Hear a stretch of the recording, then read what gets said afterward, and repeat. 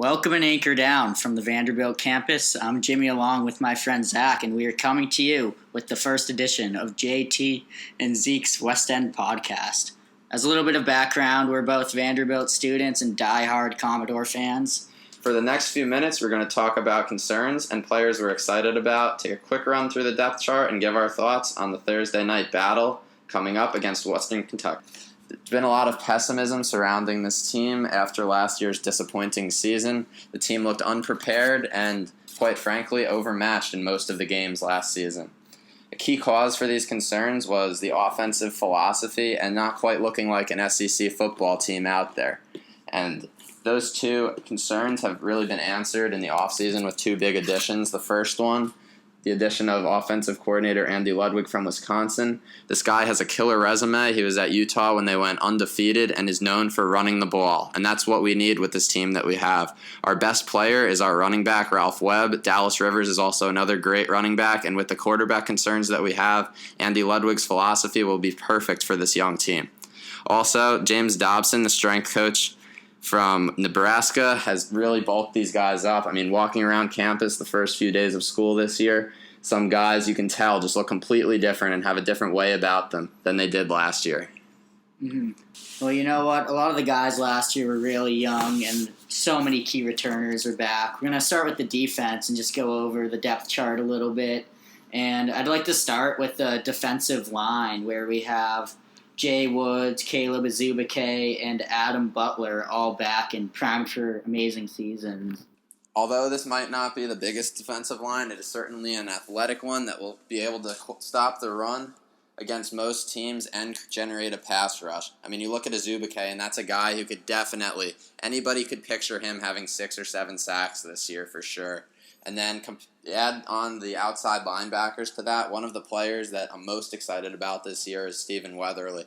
You look at him combined with Nehemiah Mitchell, the junior college transfer, and they're sure to pack a punch and stopping the run, aiding with that, and especially Weatherly getting to the passer too. I mean, Weatherly and Azubike, it is possible that they could combine for 14 or 15 sacks this year. And I would predict 14 or 15 from that combination. They're both veterans on the team. They've been around, and they're both enormous, athletic, quick, and they can get to the quarterback. And let's just move to the inside linebackers, too, just because the defensive line and the linebacker corps, I'd say those are two of the more veteran units. And, you know, at inside linebacker, we have Darian Herring and Nigel Bowden. Bowden only a sophomore, but Herring's back for his 4th year with the team. He's gotten significant play time the entire time.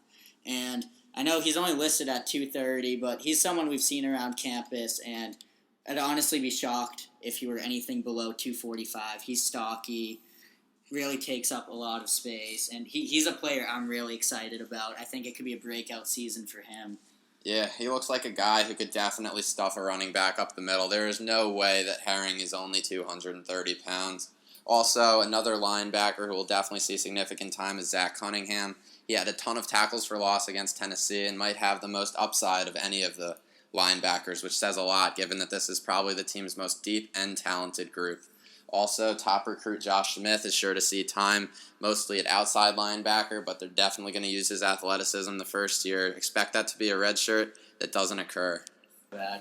Yeah, Landon Stokes and Jakari Thomas are a couple other players we could see getting some reps at that position. Overall, I really think this is our deepest position, as Zach has mentioned, and that's really important. When you look at the 3-4 defense, this is what Mason believes and what I believe is the most important position, outside linebackers especially. And considering this is the strength, this could be, you know, an amazing defense we have for the Commodores. But there is one reservation I have about the defense, and that could be the cornerbacks. Last year, we saw them struggle a little bit. I think my biggest concern with them was maybe a lack of confidence. I saw athleticism in them. I think they are SEC caliber players, but they were maybe thrown into the mix a little too early. But, you know, with an extra year of experience, I think Terrain Ferguson could be a breakout player for the team. Another player that really gets me excited is Trey Herndon. He has a little bit more of size. He's raw.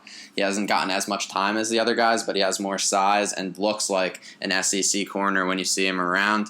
Also, if you move into the safety spot, this is a unit that isn't particularly deep, but the top three guys, certainly I would not mind having back there at all against the pass, and also they're three guys who could stuff the run. You look at senior Andrew Williamson, he's a leader on the team. He's one guy who you would trust. No situation is going to be too big for him, and he'll step up in the big moment. And then we also have Jamel McIntosh, an experienced player who is, one of the strengths of the team, in my opinion. You can expect, a lot of reliability from him and great support. Also, Oren Burks, who I think both of us, as well as most intense Commodore fans, believe this is a guy that's on the verge of greatness. Just look at the man, 6'3", maybe 220 pounds of straight muscle. Amazing player last season. He's only going to be better this year, in my opinion. Yeah, Burks is the player that I'm actually most excited about. His Twitter handle, Bang Time Burks, it looks like he just wants to get out there and hit people. He's going to be all over the field. I expect a lot of interceptions from Burks. That's my bold prediction from the year. For the year is seeing 4 or 5 picks at least out of Burks, possibly 6. I feel like looking back on the season, everybody's excited about the linebackers, as they should be, even about the front seven as a whole. But I think that Burks is going to be a guy who stands out and really becomes a leader for this team in years to come as well. So now, do you say Oren Burks is your MVP of the defense this year?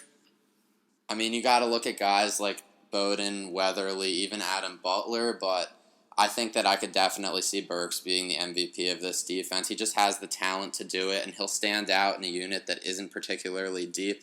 If Burks stays healthy, I think he could definitely come into the conversations of being a potential all-SEC performer at the end of the year. I've been hearing you talk about the last few days Trey Bell. Why are you so excited about Trey Bell, Jimmy? Well, Trey Bell is a player that has the experience. I know last year we saw him play a little too far deep from the receiver often, and we saw that lack of confidence that I mentioned earlier. But the fact is, he was a 4-star recruit.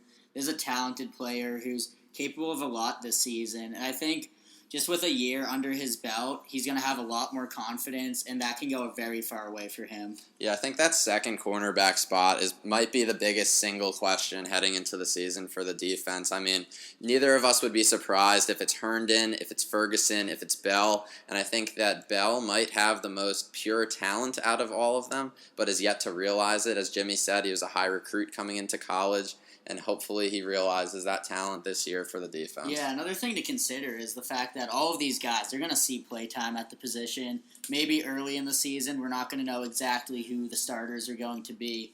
But I think there's a position that's going to work its way out as the season progresses. And I'm not going to guarantee a starting spot by Trey Bell by the end of the season, but I'm pretty confident that he's going to stay within the mix from the start to the finish of the year, assuming he's healthy. Yeah, definitely would not argue with that. I mean, there's time to be had at corner, also time to be had at nickel. It seems like Emmanuel Smith is penciled in to that spot now, but it seems like by no means he has it locked down, and all of these corners could see time there too. Absolutely. And before we move on to the offense, let's just give our overall predictions for what this unit has for us. I'll start by saying I think this is a really, really talented defense if they can remain healthy. We have so much depth at linebacker.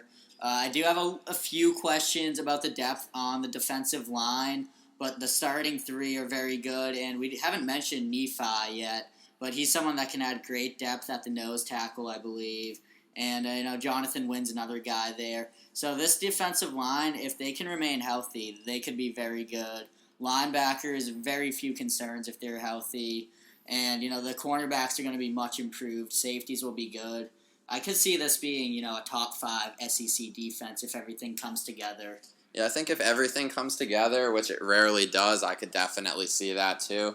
However, injuries are going to come into play, and I think a realistic expectation, at least for me, would be that we could be an average, middle-of-the-road SEC defense, which Jimmy probably thinks that we have more upside than that, which I would agree with, but I think a middle-of-the-road SEC defense is a very, very good defense. I think our youth might prevent us from getting to the next level, but being a middle-of-the-road SEC defense would be a great thing. No doubt about it. It's still a young unit, but I look to the Tennessee game at the end of last season, and no doubt that was our best game, all around, but especially defensively. And I think they proved that with Derek Mason being the defensive coordinator, that this could be something new. And that this is a guy they listen to. This is a guy that is very proven. I mean, his track record at Stanford speaks for itself. Yeah, at Stanford, he was the only guy who could stop Oregon all of those years, and it would be all the other coaches calling him, asking how he would stop it, and how he would stop the read option in particular. Even some NFL guys would reach out to Mason. So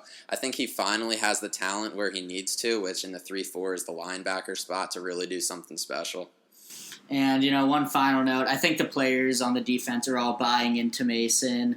I think they're buying into the 3-4 defense, and statistically speaking, I've read that every year, the first year in a 3-4 defense is a struggle. The second year tends to be a lot better. Third year, even better than that. But, second year now, I really do expect a lot of progress. Maybe top 5 is a bit ambitious, but it's a possibility, so I want to throw it out there. Yeah, I agree. I mean, set the bar high, and then if you fall short of it a little bit, you still have one of the best defenses in the country. I mean, the top half of SEC defenses in the country might be the best 7 or 8 defenses in the country when it comes down to it at the end of the day. I agree. A top half SEC defense would be very impressive for this squad. There's a bunch of playmakers on the defensive side of the ball, and that's what people are focusing on because that's the biggest positive area of this team. However, I feel like that's not where the playmakers end. There's great playmakers on the offensive side of the ball as well. You look at the running back position, you have 2 of our best players on the team, 2 sophomores, redshirt sophomore Ralph Webb and true sophomore Dallas Rivers. Both of these guys are guys who didn't look small, especially Dallas didn't look small last year, got even bigger over the offseason, and they're 2 guys to be really excited about in this new system with Andy Ludwig. Absolutely, and Ludwig's known for using his players to their full capacity.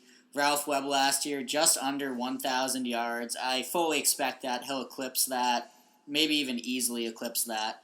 And Dallas Rivers is a guy that adds a different dimension, more of a power back. I think he's going to be utilized much better this year. Maybe 500 yards or so would be my prediction for him. But definitely a guy that will add a different dimension and, some power to the running game. Yeah, I could even see more than that for Dallas. I don't know if it'll be a true, Webb is number 2, or Webb is number 1, Dallas is number 2. I feel like they might split carries more. I mean, you don't want to give Webb 30 carries a game. He's not the biggest guy. He's big, but he might break down with that. I think that you could easily see Webb and Dallas. Webb getting over the 1,000-yard mark and Dallas coming close to it. I don't think you have to be too much of an optimist to see that with the run-intensive strategy of Andy Ludwig. Completely agree with that. And let's not forget that Darius Sims is going to be getting some runs too, maybe. It sounds like he's going to be an all-around playmaker on offense, mostly at receiver, but he's a type of guy that, we just want to get the ball in his hands. Yeah, you listen to his press conferences, too. Sims seems like he wants to be the man. He's going to be the playmaker on the offense, and he knows that he can be. It seems like Sims is one of the most confident guys on the team, and he has reason to be. He returned 2 kicks against South Carolina last year, added another pick 6 later on in the season, and he's just a playmaker. When the ball gets in his hands, special things happen. And Sims isn't the only one that's going to be making big plays for the offense. For sure. There's also some playmakers at receiver. I mean, everybody's talking about Trent Sherfield coming into the season, and he looks the part. He looks like he could be a number 1 SEC receiver, and based on everything we've heard, he's had a really good camp, really good offseason, and he's a guy to be excited about. Yeah, what I can say about Sherfield is he's going to be a great yard after the catch kind of guy. If we can get the ball in his hands, on a short 5-yard pass, 10-yard pass, I think he's a guy that can explode for the big play. And that's something the team was really lacking last year. Yeah, especially with the loss of C.J. Duncan. You got to just feel bad for the guy out for the season. We're going to need that from Sherfield. Sherfield would have been a pleasant surprise, and now he's kind of turned into a guy that we're counting on along with Rayford on the outside. There are 2 guys right there who, although this offense won't focus the passing game to the receivers, they're 2 guys who can make plays with the ball in his hand. And Rayford especially is a catch-in-traffic kind of guy, too. You feel comfortable with him going over the middle and not just the tight ends going over the middle to expand the offense. The thing with Rayford is he's the most reliable of our receivers, I think. He's a guy that's proven on the field. He's back for another year, and I fully anticipate that he'll be better than ever, especially with Duncan out of the mix. We're going to rely on him a little more heavily for sure. Yeah, another guy I'm excited about is when it comes to the tight end position, all you hear about is Steven Shoy, but you know what he's going to be. He's going to be a guy who's in the discussion as an all-SEC performer. I'm excited for DeAndre Woods. He's a guy who is a tank. You see him running down the middle of the field, even in the spring game, he stood out for sure. If he could catch the ball and run his routes well, he could be a guy who makes a difference, especially in the red zone. He's a guy where if he works on his hands, nobody's going to knock him over, drill the ball out of his hands down by the goal line. DeAndre Woods, he's a very under-the-radar guy. I think someone that's, received a little more attention is Nathan Marcus at tight end. It sounds like Ludwig is going to utilize two tight ends very often, and I could see Nathan Marcus, really emerging in the SEC as a huge receiving target for presumably Johnny McCreary this year. Yeah, McCrary was very good at throwing to the tight ends last year compared to the receivers. It seemed McCrary doesn't have the most accurate arm, and it seems like we just jumped to the conclusion and just didn't talk about the other quarterbacks, and we're talking about McCrary. And he's the guy that we assume will be the starter, although nothing's been announced yet. They said the team knows, and we're not only just slightly hoping that it's him, because with the injured offensive line, having a guy who could buy even another split second on average might be very big. We just think that McCrary could be the best guy for the job, given the experience he has. And just in terms of long term, there's a guy with high potential. And let's remember that we're on campus. We've seen a few plays at practice. We can't see too much, but from what I've seen, McCreary does seem to be the guy playing with the first team unit. Yeah, and Wade gets snaps with the first team unit too. It's hard to tell between the two of them, but it seems like the team, based on what Mason is saying too, is leaning more and more toward not playing Shermer, which right now, you'd love to see Shermer out there. The guy just has a cannon, but for the long-term health of this program, it's probably better off if we could get away with redshirting Shermer, or at least trying to and not getting nervous and blowing it like we did with Freebacks last year. I think that redshirting Shermer would be the right decision down the road, although it might not be the most exciting thing. It seems like it's definitely Wade or Johnny right now, with the edge slightly toward Johnny, in our opinion. Now, a month ago, I really wanted Shermer to be the starting quarterback because, in a way, he was a potential savior for this program. We don't know too much about him. He's a true freshman, big-time recruit. There's that possibility that he can emerge in this conference and resurrect this team. So at first, I was very high on him and was hoping that he'd be the guy. But, after thinking about it a little more, I really think it's best if we redshirt him this year. He gets to learn the offense a little better, and then he has 4 years of eligibility after that, and he's 2 years behind McCreary, so presumably at least 2 years as a starter, possibly more. Yeah, I agree. So if we're not counting Shermer into the mix, assuming that he will redshirt, who's the young guy, like a freshman or a guy who didn't see much time last year, besides Sherfield, who we already talked about, that you're excited for on this offense? Young guy that I'm most excited for, I think I want to go with Ronald Monroe. He's someone that's very under the radar, and we may or may not see him on the field, but just watching his highlight tape, he was a quarterback in high school, and he is so athletic, so quick, it's unbelievable. I think if he can if he can catch the ball consistently, he's a guy that can really, turn some heads on offense. What about you? Do you have anyone in particular? I actually have the same guy in mind. I feel like Monroe could be a difference maker. He has the speed, he has the size, and I think that if he could just catch the ball, which is the biggest thing with him, he could definitely emerge as one of our go-to receivers, because after you think it's going to be Sherfield, you think it's going to be Rayford, and then Caleb Scott also going to get a lot of time. There aren't many guys after that where they're known products and what they're going to be, and I think Monroe, even Rashad Canty, could both step up into that role as being the guy to not only replace Duncan, but be a surprise for the season. Yeah, and these are our two biggest receivers also. They're both 6'3", and that's something we're lacking, size in the receivers. Most of them are right around 6 foot, 6'1", and while they're athletic, it's very good to have people that have size. It makes it easier for McCreary to find them. They're a much bigger target, and that's a dimension that could be huge. Monroe for sure could be a deep threat in the future.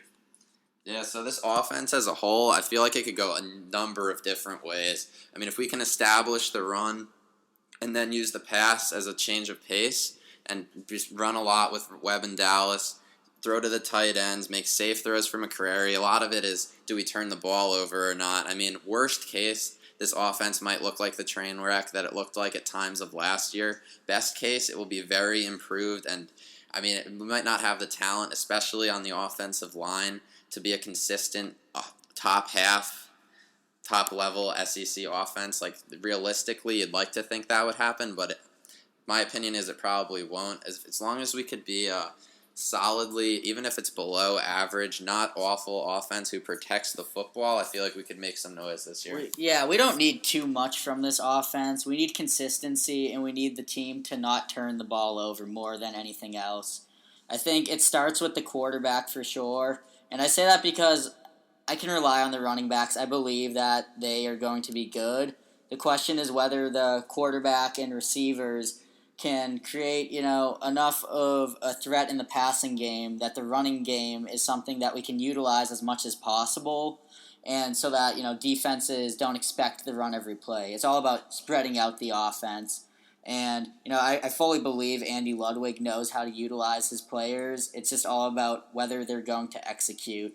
So I'll say my bottom bar is that the offense is a little better than last year. I just can't see them turning the ball over as much as they did. That, definitely not. At times they looked like a D5 program. I know that doesn't exist. It doesn't even exist, but it really looked like my high school team could do damage compared to how the offense was doing out there. And, we're never going to have Steven Rivers in there, thank goodness. So, yes, Steven Rivers is not going to be back. We don't have to hopefully think about somebody reading a 6 as a 9 on a play card. I'll remember that awful play against Georgia where we tried to throw it back across the field and went for a pick 6. Like, hopefully that kind of thing won't happen. At least we'll look more prepared. And we have one quarterback this year. Mason's made that clear. And when you're the guy, that really instills a lot of confidence, which really should reduce the turnovers, in my opinion. Yeah, I agree. Turnovers are the biggest thing. I mean, generating more turnovers than we did last year on defense and not turning the ball over, especially from the quarterback position on offense. So, given all of that and our overall impressions on the team, I think that this year, although I'm not really ready to make a record prediction, I wouldn't be confident with one. I think that this team will look more prepared, look more like an SEC football team in its size, and will have a better year than it did last year. I feel like that's pretty safe to say. No doubt about it. Even if the record's the same, I can almost guarantee that the losses will be closer and the wins will be prettier. They won't be as ugly as Mason once said. I think we should go into the first game now. Western Kentucky, just a few days away. And it's a very interesting matchup because Western Kentucky has that high-powered offense, whereas we've covered that Vanderbilt has what we believe will be a very strong defense. What's your prediction for the game on Thursday night? Well, I was just thinking, leading up to this and all in the offseason, when you think about Western Kentucky, you'd think, they have a high-powered offense. They're also not used to facing a defense like ours, but I didn't really realize the extent of how high-powered and fast their offense was and how many points they scored until now. I mean, Western Kentucky, Jimmy just pointed out to me before recording this that they scored 35 or more points in all but one of their games last year, and that's a scary thing. Although they're in Conference USA, which is not the SEC, 35 or more points in 12 out of their 13 games is a lot of points. So given that, I feel like not too confident with this prediction, but I feel like our defense will probably be the best defense they've played as a group, as that core that they have intact there, and I'm going to go with Vanderbilt 31, Western Kentucky 20. I think that's a good prediction, and sure, they scored over 35 every game last year, other than the one against Louisiana Tech, but I think a point of optimism is in that Louisiana Tech game, they only scored 10 points. So, sure, they scored 59 against Bowling Green, 49 against Central Michigan, 67 versus Marshall. But these teams just do not have comparable defenses to Vanderbilt's, in my opinion. I'm going to say 17 points for Western Kentucky, which I know is low, but I do believe that this is just a completely different team they're facing from what they're used to. And I'll say 35 for Vanderbilt, so 35-17. It'll be a somewhat close one. I don't think it'll be like 35-0 and then, Western Kentucky scores 17 trash points. I think it'll be competitive throughout.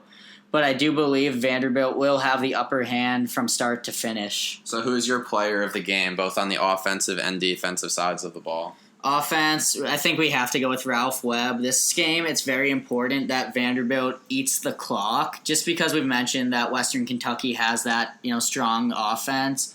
I think if Ralph Webb can consistently run for 5 yards each rush like he did last year, that can eat up a lot of the clock. It can advance the ball, and it can move the offense. It's a big thing. And, I mean, that's a safe pick, obviously, but it's hard to pick anyone else, in my opinion. Yeah, I'd agree. If I had to take somebody, I would go with Webb. However, I think I'm going to go against the grain here and say that the player of the game on the offense will be Dallas Rivers. My bold prediction is that Dallas Rivers will rush for more yards than Ralph Webb, although will not have more total yards than Ralph Webb. I'm looking for Dallas Rivers to rush for 100 yards against Western Kentucky. I like that prediction. That's bold, and it's fun. It is fun. Dallas is a player to get excited about. I mean, look at Western Kentucky is not Georgia. They're not South Carolina. They don't have linebackers that have NFL size. I just think Dallas Rivers is going to be angry, and I think he's going to run people over. It's entirely possible that this guy just trucks their defense and they can't handle him, and I really hope that's the case. I do too. And then I think looking at the defensive side of the ball, going with the trend that Western Kentucky is smaller than the average team that we play, I'm going to go with Adam Butler as the MVP of the defense for the first game. I'm looking at 2 sacks and a forced fumble out of Butler. I'm going to take Stephen Weatherly, and mostly because they pass almost every play. I can say 2, maybe even 3 sacks from Weatherly. They're passing very often. Weatherly's quick. He'll get to the quarterback pretty easily. And as you mentioned, the defensive line is big for Western Kentucky, which means they're going to create or take up a lot of space, which allows Weatherly to get into that backfield and wreak some havoc. Yeah, our defensive line is definitely going to be big for Western Kentucky to handle. I think that's definitely going to be one of our strong suits, and I think the running game and the front seven is going to be big for us. The 2 strengths coming into the season, I think they'll show. I feel like your strengths show more against the weaker opponents that you play, and I feel like we're going to run the ball, hopefully run the ball down their throats a little bit, and stop them up front and get to the passer. If we can do those things, I think we'll see a much better result than we did in the first game last year. And I think that's about all we have for you today. Yeah, thank you for tuning in to JT and Zeke on West End. Thank you. Anchor down.